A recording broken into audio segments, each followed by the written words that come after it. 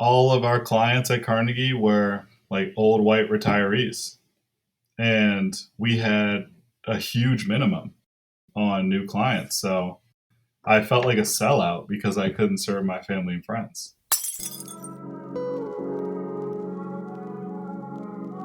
Welcome to Breaking Barriers of Black Investors, where we explore the inspiring stories of successful Black investment professionals and share the strategies for breaking down barriers in the asset management industry.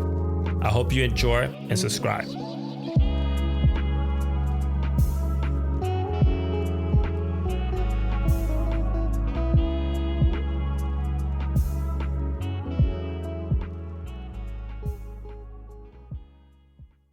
Our guest for today's show is Jason Ray, CEO of Zenith Wealth Partners, a financial planning and investment management firm that services individuals and institutional clients.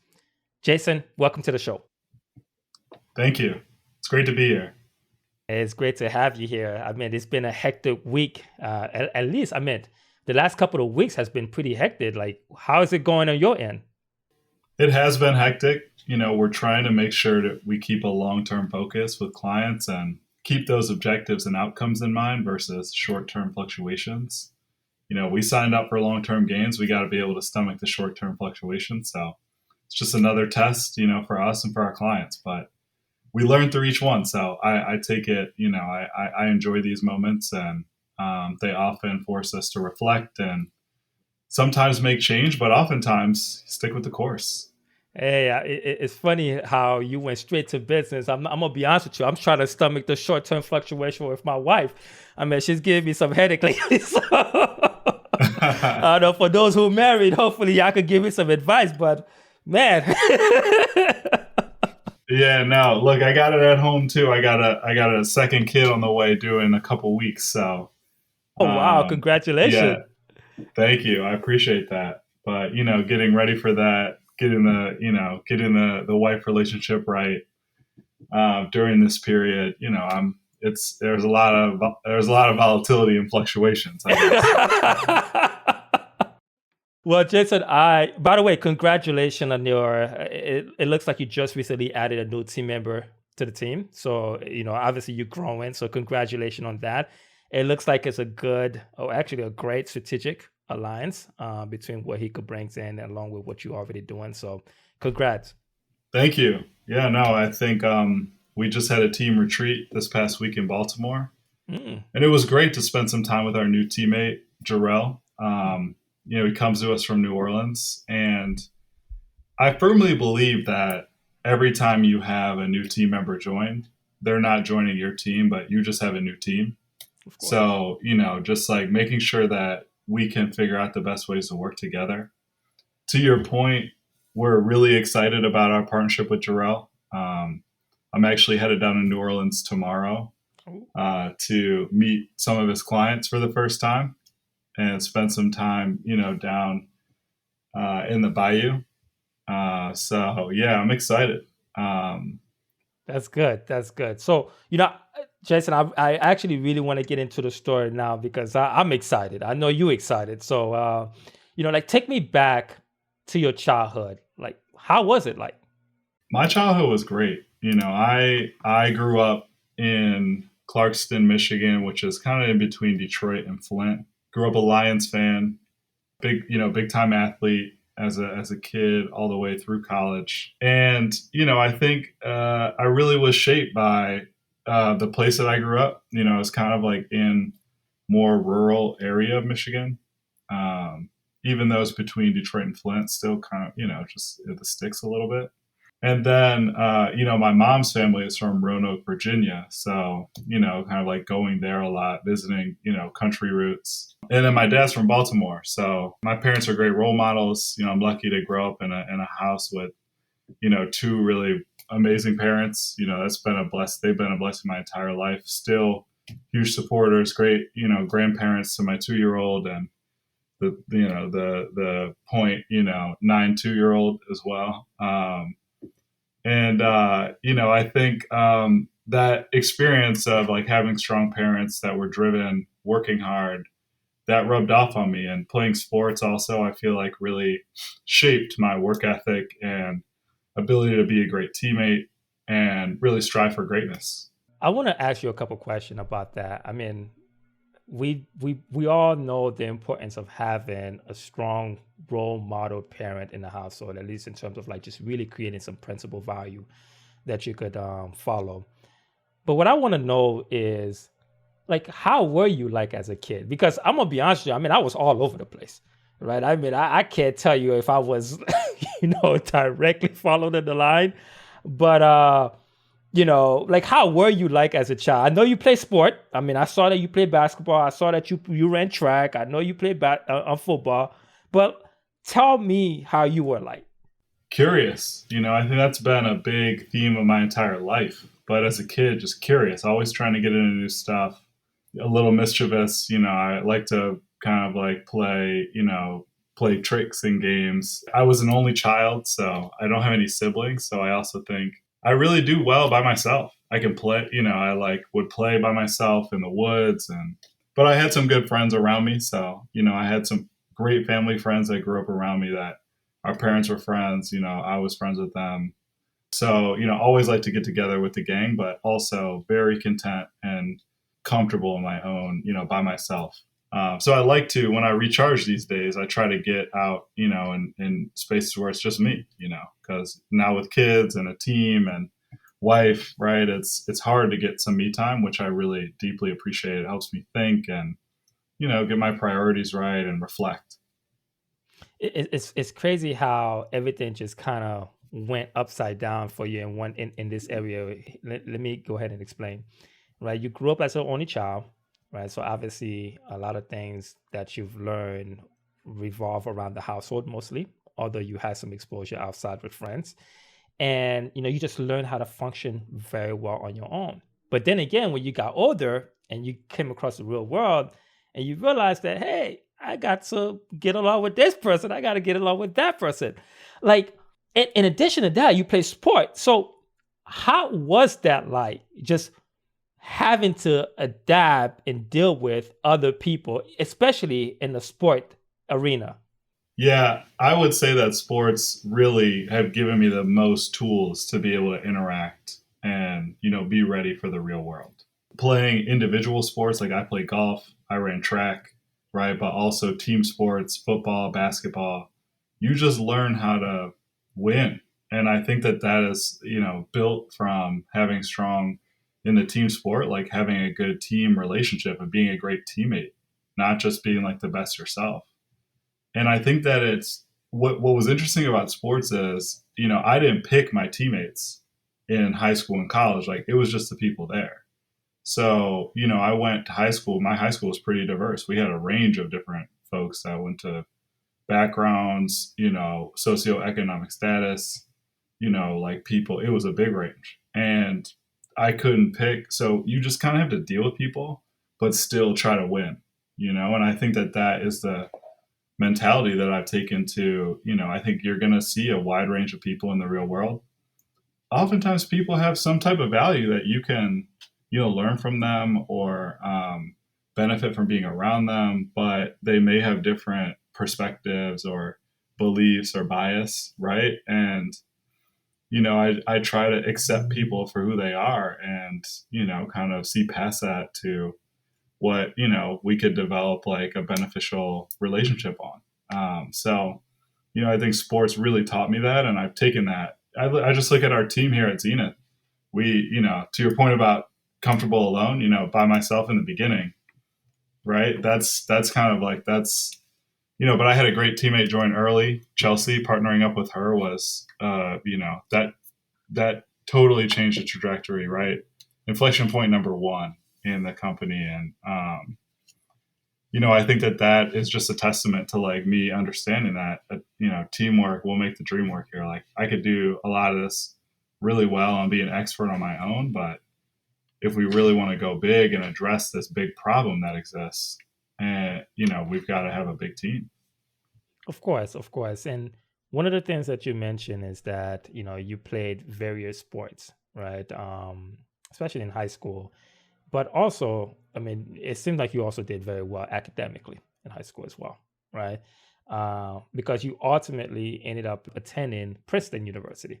which by I mean for most of us, I mean that's a huge accomplishment, right?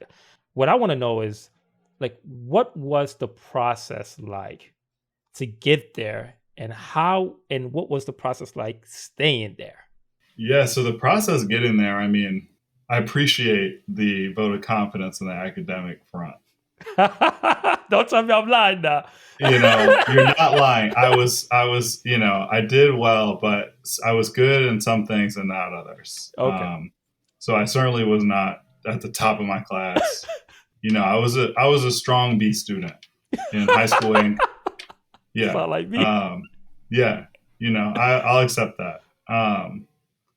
And but I did, to your point, I did a lot of extracurricular stuff. So not just sports, but church, being involved with youth groups. Like I was doing, so I still like in college, football is a full time job. So you got to manage that and do that and try to succeed and put everything into it, but also, you know, perform academically. And at Princeton, they didn't give us any breaks. Like if we were traveling, you still had to do your work. If you were injured, you had to do your work. Some teachers were more lenient than others, as you can imagine, but they weren't giving us any breaks on the academic front, and that was tough. But I always got better grades in season than I did out of season, which tells me that the more things going on, just the more locked in, I am, and that's a reason to this day I try to stay busy with a range of different activities. So obviously Zenith, but I donate a lot of my time to nonprofit work.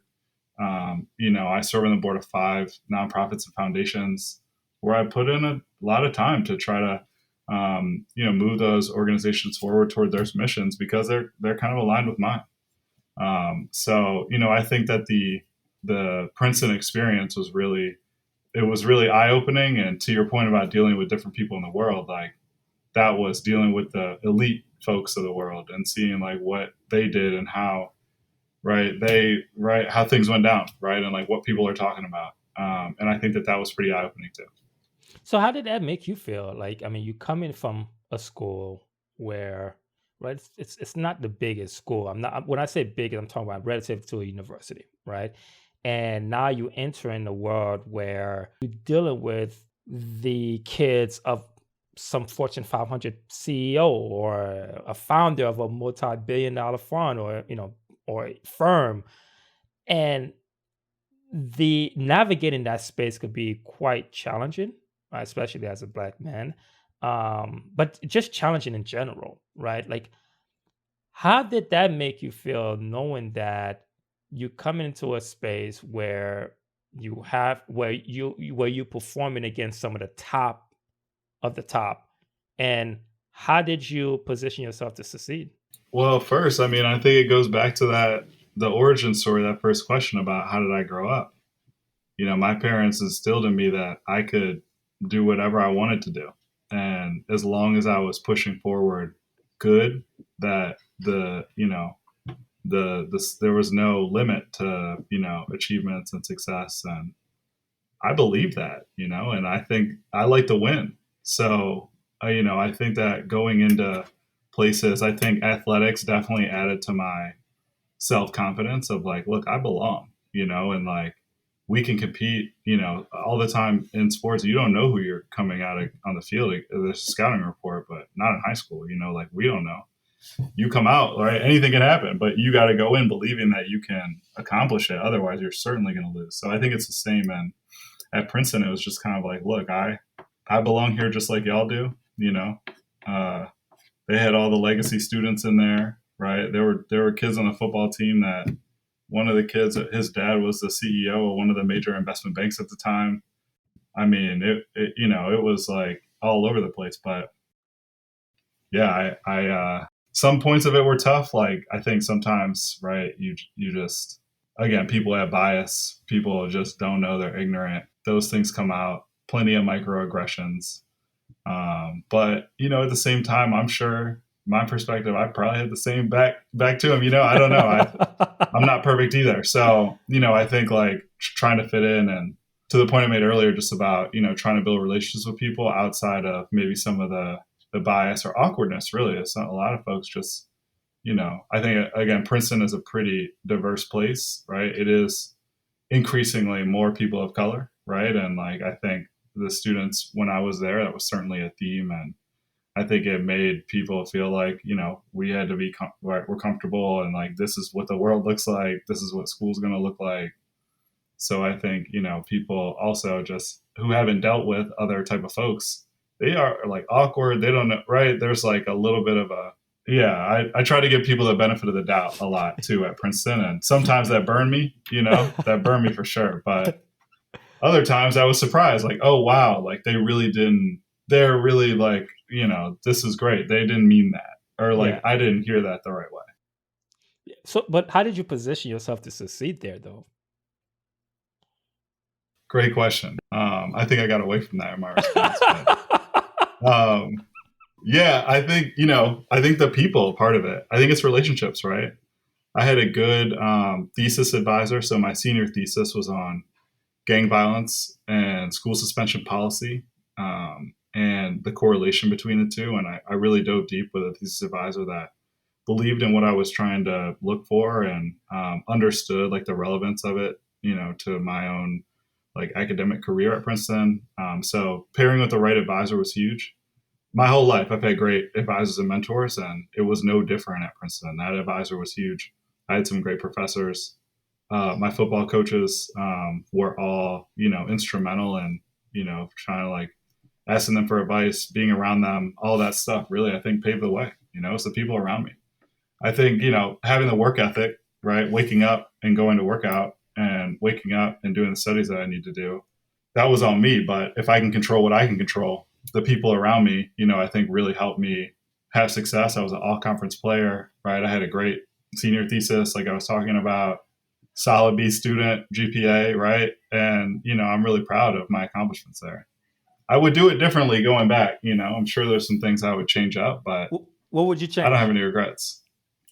I wouldn't. I took a lot of Spanish in high school, so I think Don't you don't speak I would have Spanish now, taken. huh? No, I don't speak. And so I would have taken a different language. I would have done that. I would maybe like Mandarin or a different language than Spanish. That would be one change. Yeah, I don't. Outside of that, I think I made pretty good decisions. But hold on though. You took a lot of Spanish classes in high school, and you can't speak Spanish now, and you think that you would have done better speaking a even harder language. I mean, you got to show me how that's gonna work. That's a good point. I have some. I have a little basics in Spanish. I can understand.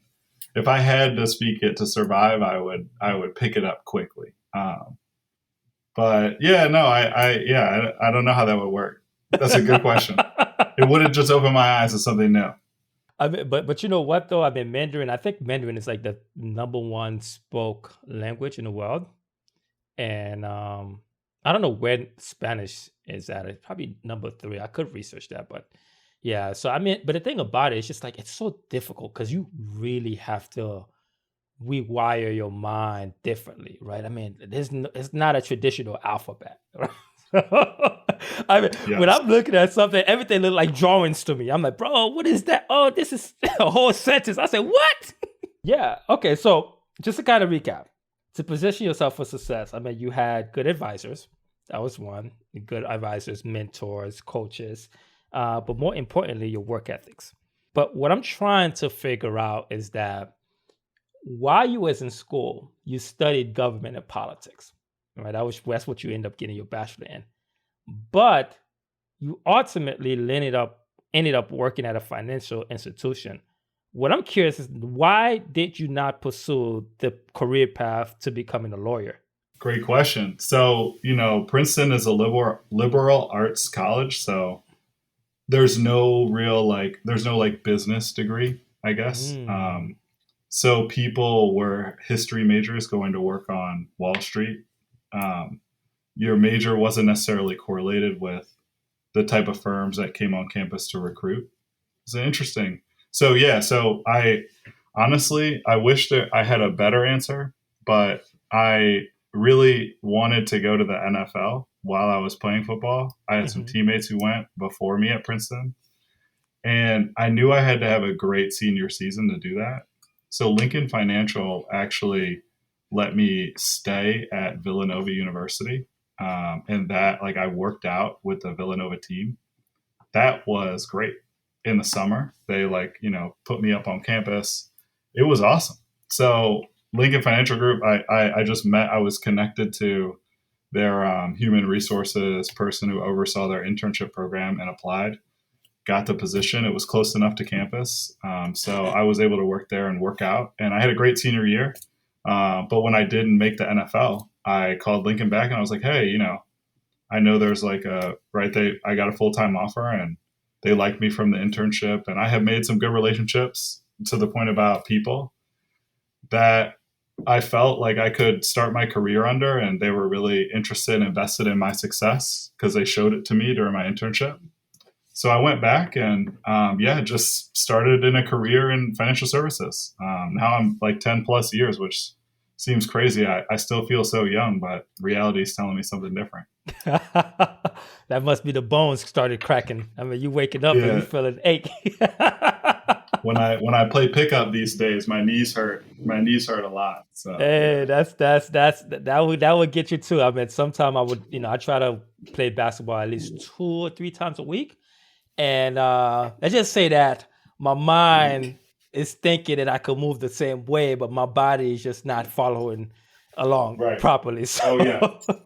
Well, that's I hear when you gotta worry because your body's trying to move quickly, but your Achilles is like, nah, we don't need all that. I mean, but so how did that make you feel though? I mean, like you worked so hard and your goal was to get into the NFL, but you didn't, right? I mean, obviously you had a great senior year and you just fell short. Like, what was going through your mind? What was the emotion you were feeling at that time? I felt pretty accomplished. We won the conference championship. I was an all-conference player. I had a pretty serious high ankle sprain between my junior and senior season. So, I just didn't feel up to continue. Like, I just didn't know how my body was going to continue to hold up going through the process. So as I was going through it and just thinking through it, I mean, it just didn't make sense to me, really. And I knew, like, okay, well, I could go into business, right? I saw what it was like at Lincoln.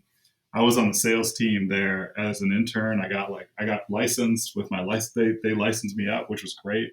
Well, I took the exams, but they opened the windows for me. And I was on the sales team, and like I enjoyed it. I like making cold calls, and I was like, wow, I can build a practice like this. And the financial advisors we were selling our insurance products to seemed like they were creating some great client outcomes, but also making good money. I was like, oh, this industry is, this is interesting.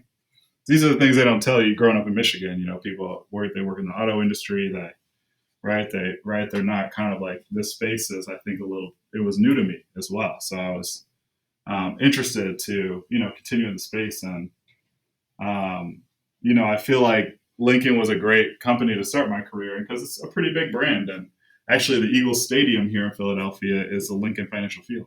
Oh, wow. And it's been that way since I worked there. And by the way, you're the first person in my life I ever heard that said that they enjoyed making a cold call. I mean, boy, you something else. Oh yeah, no. Listen, that's... I don't know if you're trying to be fancy with me, Jason, but I'm gonna be honest with you, man. I don't know if I believe you on that part.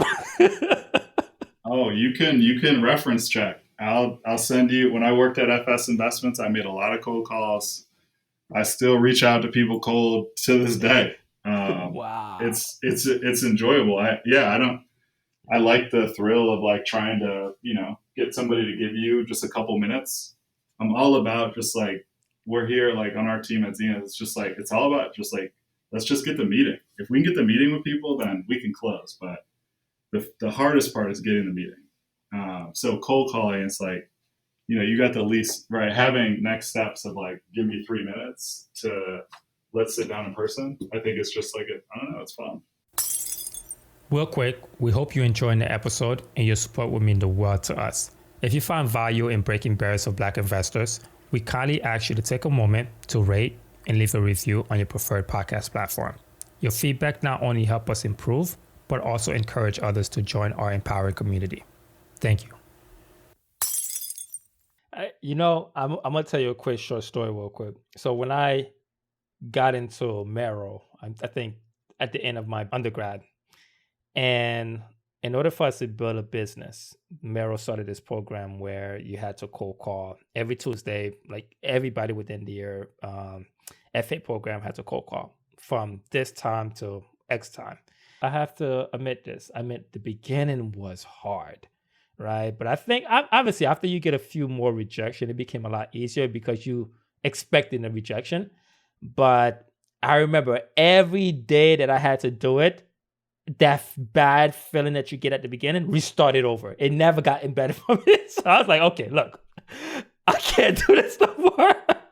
But what I did realize was those who were able to stomach that and, learn that craft of just really, understanding how to navigate a conversation from cold to, I don't know, to whatever the next step may be, did very well over the long-term time frame. Right. So, because I mean, ultimately, sales is the number one skill set that you have to develop. Right. And obviously, it looks like that was one of the skill sets you ultimately developed while you were there. Absolutely. I credit a lot of my professional journey and, any success to date and probably future success to sales experience and training. I think it's all about, to grow your business, you have to figure out a way to service customers and understand their feedback to use that to get new customers. And I love that process. And, I'm grateful for our team here at Zenith because as our team's grown, I've been able to do more and more of it, right? Because we have, teammates picking up other parts of the business and delivering advice, operations, other business lines, that allows me to do more sales. But yeah, I think sales is a very necessary, it's for if you're in that role as a CEO or as a salesperson or business development person, or like as an advisor, I think you've got to have some kind of interpersonal skills that make people have confidence in you and, move the ball to the next point on the field. Of course. And one of the things that you mentioned is Yeah. that skills, right? Having the necessary skill. What I wanted to know is that from all your past roles prior to starting Zenith, highlight some of your top skills that you ultimately developed that you still use today. Great question. Sales, communication, portfolio management, understanding how to allocate different clients with different objectives to some kind of streamlined process and platform, and not kind of getting unwieldy. So portfolio management at scale. So that was a big one that I learned at Carnegie in my last role, and carried that forward to Zenith. And I think that helps in a number of fronts, right? It's not just the portfolios managed for clients, investment portfolios, but also how we manage, our exposure to different types of asset classes and looking at it from a high level to make informed decisions. And so I think that's been a skill that's pretty vital. That helped, in the beginning at Zenith. Now we have experts on the team and partners that help us with that. But in the beginning, that was important. That was my skill set that I brought to the table into the partnership with Chelsea, right? That was huge because, she wanted to do the financial planning element of, working with clients and the client she wanted to serve, but didn't want to do the investment management and the account opening and all that. So it was a good partnership because I was great at the operational piece. And then the portfolio management piece was a core skill of mine. The operations too, I think understanding how to create process and workflow. Learn that at FS, right? And managing a pipeline of potential advisors and clients, trying to be creative about different ways to reach folks, right? And streamlining those processes, coordinating with other departments like event planning or marketing to create something to try to, send it or have a next step for somebody, right? So like interdepartmental operations as well. I'd say, so the portfolio management and the ops are definitely two vital skills next to the sales and communication, to your point. The communication I really lump as sales, right? Because I think the way that you present and right, this is all part of your maybe my definition of sales is too broad, but communication, I think, is a little bit more representative of what I mean when I say that. That's true. That's true because they say that if you could reframe the same question so many different ways to get certain feelings out of the customer, emotional feelings, obviously, or or a certain action. So, yeah, I do believe sales plays a big communication plays a huge factor in sales. What I'm kind of curious to know is in the investment side, obviously, you're coming from sales and then learning some operation, systems of operation, and then you got into portfolio management as your last role prior to starting Zenith. Like, what did you have to do specifically to develop that skill set? Because obviously it's a big skill set to learn, right? I mean, it's not something where you could just like it just comes in, like it's something that you have to learn over time. Like what specific things that you had to do? Yeah, that's a great question. Before coming over to the advisory side of my last role to manage, we managed about 200 million, and we did about $15 million of private placements a year. So like direct investments with our clients. So it was a lot of work, and by the end of my time there, I was the lead advisor delivering that, and reported to the CEO. And at FS and at Lincoln, I really had to work as, it wasn't a core, we were alternatives or insurance, like annuity products.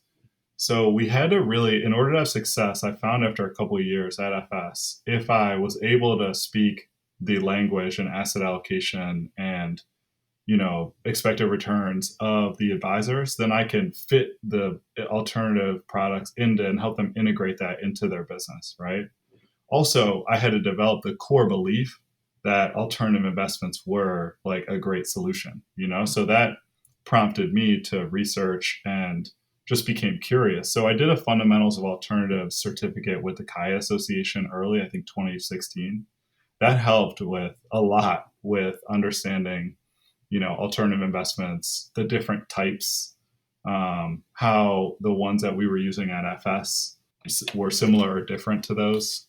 And then also I started the CFA track. So I've passed levels 1 and 2. I think one at FS and one at Carnegie. So, taking those, studying for those and taking those helped me develop skills, particularly in level 2, I think was a huge catalyst for me. That was a big eye opener, and it really had direct correlation to like my responsibilities.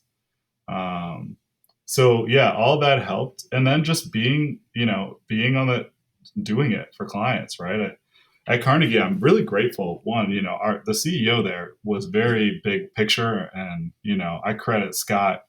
He took me under his wing and he let me implement. He was big picture, but I was doing the work, and he would just kind of let me roll. So we just started working on clients, and we had to overhaul the entire investment kind of like menu selection for clients. It was very unwieldy and all over the place. So we really streamlined it under a great framework that we work with some advisors and consultants to create.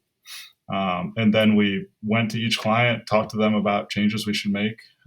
We had a great retention rate. We also, in that process, lifted those clients out of a broker dealer and put them into a registered investment advisor. So it was like me who filed the LLC for the RIA. I figured out how to start a Zenith right years before, but having to do it because we had this vision.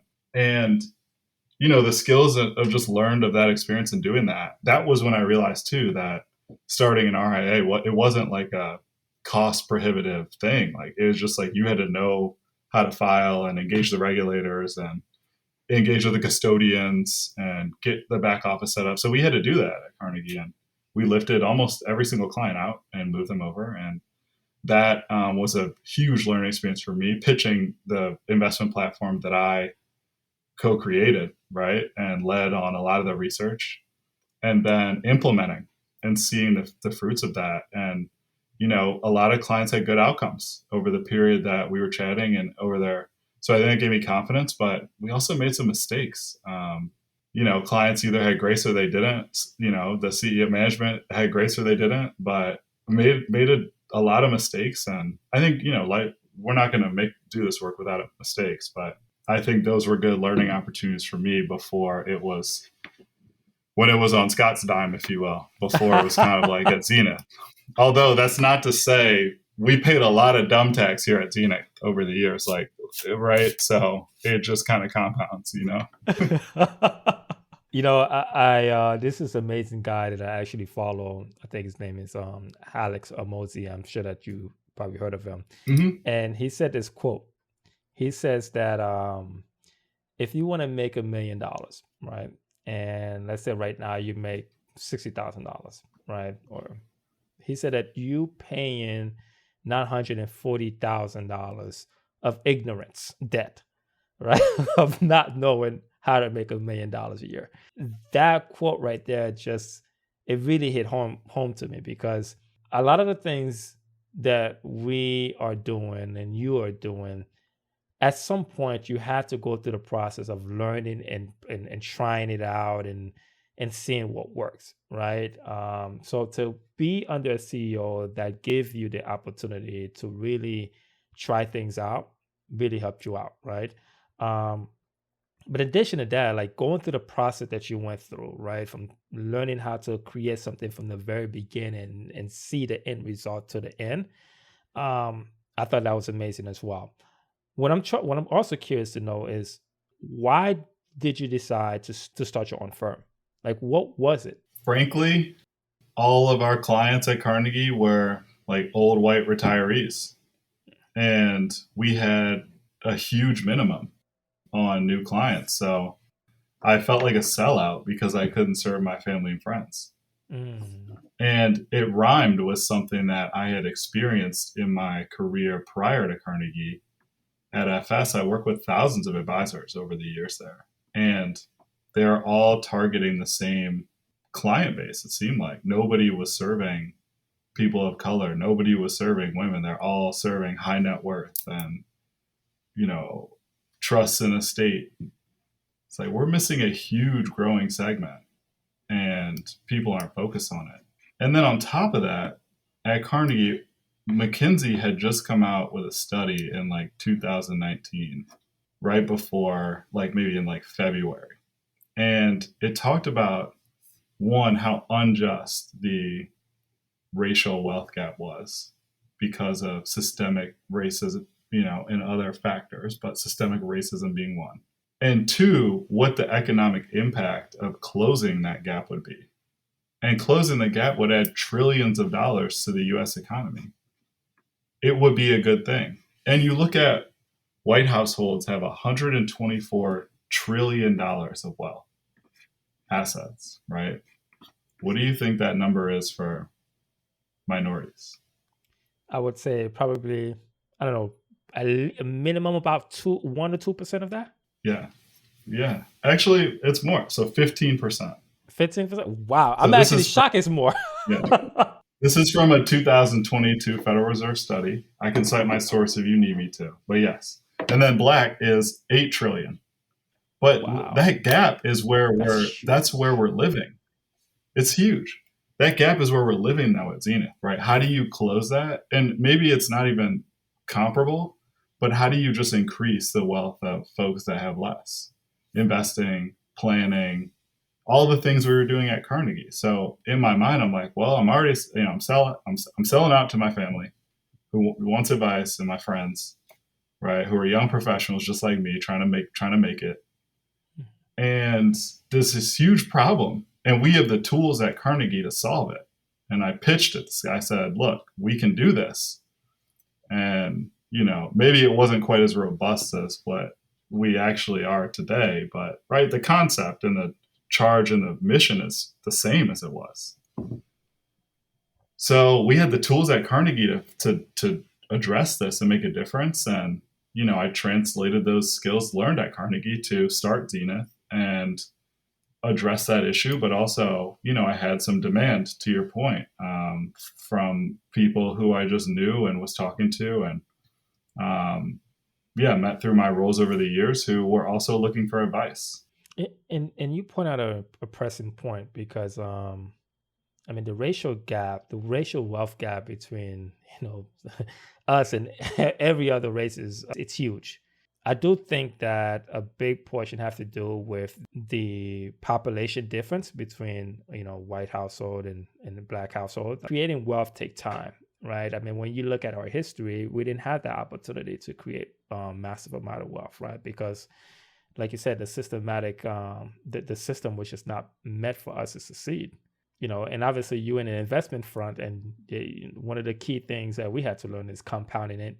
Invest something and let it compound over time, and you see what it really, what the end result will be. And I think that we just never really had the opportunity to see that end result. And I think in that study that you mentioned, I think they said that it's going to take like I don't know, a few hundred years, right, just so we could close that gap, assuming that we started to progress at a decent amount of rate. That's big, a few hundred years just so you could close that racial gap. But it's also a topic that a lot of people has been discussing. So for you to actually see that as a problem and say, hey, you know what, I want to go ahead and serve those people, because at the high level, some of us, I mean, honestly, education plays a huge factor in it. Like, we just don't know. But for you to say, hey, you know what, I want to service these type of clients because I want to be part of that mission of closing that gap, I think that speaks volume. So appreciate you. I appreciate that. No, and look, that's what I think our team, I think that's what we all rally around. And to the point about teamwork in sports, I think you got to have that North Star. Otherwise, it's hard to get people motivated. Exactly.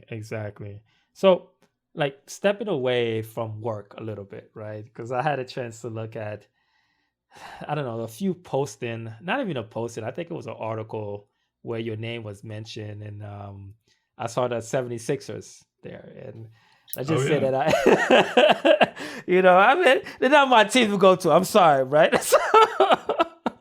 So, like, going more the route of basketball. I mean, first of all, do you still watch basketball? Do you play by any chance? I do play. Yeah. I was talking about my knees earlier. Yeah, that's from playing pickup hoops. And then I do root for the Pistons. I still root for all Detroit sports, but I go to the Sixers games sometimes. They're a class organization.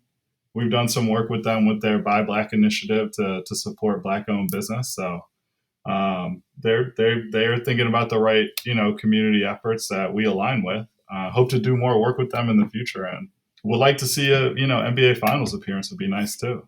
But ultimately, I mean, what is your unbiased opinion? Like, what is your team? My team. I'm a Detroit Pistons fan. They have the team this year. They're going to go deep. So You think Jaden so? Ivey is coming back. Yep, Jaden Ivey's coming back nice. Marvin Bagley looked great last year. We got Cade Cunningham coming back off injury. And, I think they're seeing the Lions have some success, and they don't want to be left out in Detroit. I think that's a real feeling. So, I think they're excited, and they got a good young squad, and I'm excited to see what they do this year. I mean, I have to be honest with you, man. Like, I mean, right now, I mean, teams, the new partnership that are happening, especially with what's his Yeah, name, Giannis and Giannis Dame. and Dame. I mean, that Dame is my That's guy, right? crazy. Yo, Yeah, I don't know, man. I they're don't know. going to It's be gonna be tough to tough this beat. year. They're going to be tough. You got to look at Jimmy Butler. Can't ever rule him out, especially his last couple of years. But Jason, I'm gonna be honest with you, man. Like, every year, I've never looked at Miami, even though I'm look my. So I'm coming from South Florida. My best Yeah. moment of being around the Miami and South Florida area was when LeBron James and Dwayne Wade and Chris Bosh. I mean, nobody could tell me nothing. I'm like, what?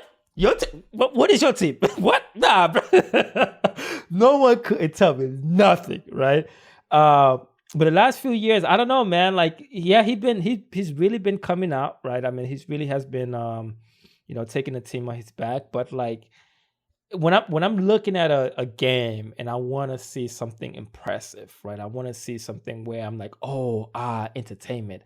I'm gonna be honest with you. I'm not looking at Miami, right? I might be looking at Golden State. Back in the day, it used to be Clippers when Oh yeah, Lob Griffin. City. Yeah. So besides that, though, I mean, like, what other passion and interests you have? Love playing golf. It's a great sport and game. I serve on the Cobbs Creek Foundation board. We're renovating a nice historic course here in Philadelphia, renovating the creek, building an education effort in partnership with the Tiger Woods Foundation to engage youth in the city of Philadelphia and really teach leadership through the game of golf. Very excited about that. I learned a lot of leadership and a lot about myself over the years playing golf, particularly as a teenager. So excited, to continue to play that, and teach golf, and just play with different generations. That's been big in my professional career too. Um, and yeah, I like to hang out with my daughter, man. She's a bundle of energy. She's just over 2. She's running around. She's got she communicates well, so she's always saying no, and like right, like I'll do it myself, and she runs around and plays with her stuff. I think she's excited about her baby sibling that's on the way. But yeah, I like to spend family time, and just hang out. Cool. And y'all don't know the gender yet, or y'all just like, oh, y'all want to figure it out. Y'all want to make it a surprise at the end. No, we do. It's a girl, so she's gonna have a Oh, baby sister. oh, okay, okay, okay. Yeah. So did you, like, I'm kind of curious because a lot of people that's becoming parents, right? Especially as a man. I'm not gonna lie to you. I mean, beforehand, I told my wife, I said, "Look, if God give me the opportunity to choose the order, I said I would prefer to have a boy first, then girls follow it after." I said, I don't care where the girls follow, but I just want the boy first. Like, what was going through your mind when your wife was pregnant, and like, okay, like, which one did you really wanted to have first? I just wanted a kid. I don't know. I'm more of a numbers guy, so I'd like to have 3 or 4 kids. However they appear and show up, that's up to God. I try not to have too many expectations.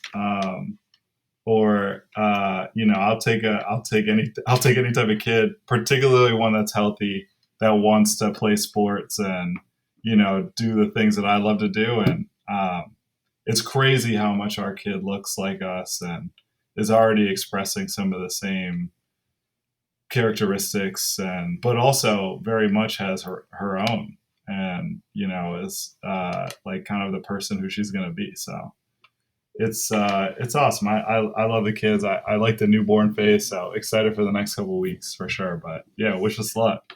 Are you so wait? So are you gonna have kids anytime soon? You You mentioned the know, wife. well, I mean, my wife, we definitely want to have kids. I'm not gonna lie to you, man. I'm not looking forward to the first few months of when the kid is actually born, because listen, I'm enjoying my sleep right now. Oh yeah. Well, you gotta the sleep training early is important. But it all depends on the kid. Are they gonna be reasonable or not? Yeah, yeah, and also I think like okay, so over my life, I've only babysit a kid that's under one, a baby, one time in my life for one day, right? And boy, and it was my godson, and I only did it because it was my godson. And listen, this dude, he shitted in my head and laughed. He peed on me. Every hour I have to feed him. I don't know, every so often I have to feed him. He's on a schedule. I'm like, oh my God, like it's like a full-time job. So when I see like parents that are like, especially like single parents, I'm like, man, like how do you do it? Right? Like, I mean, like that's hard. Yeah, I mean it's a lot.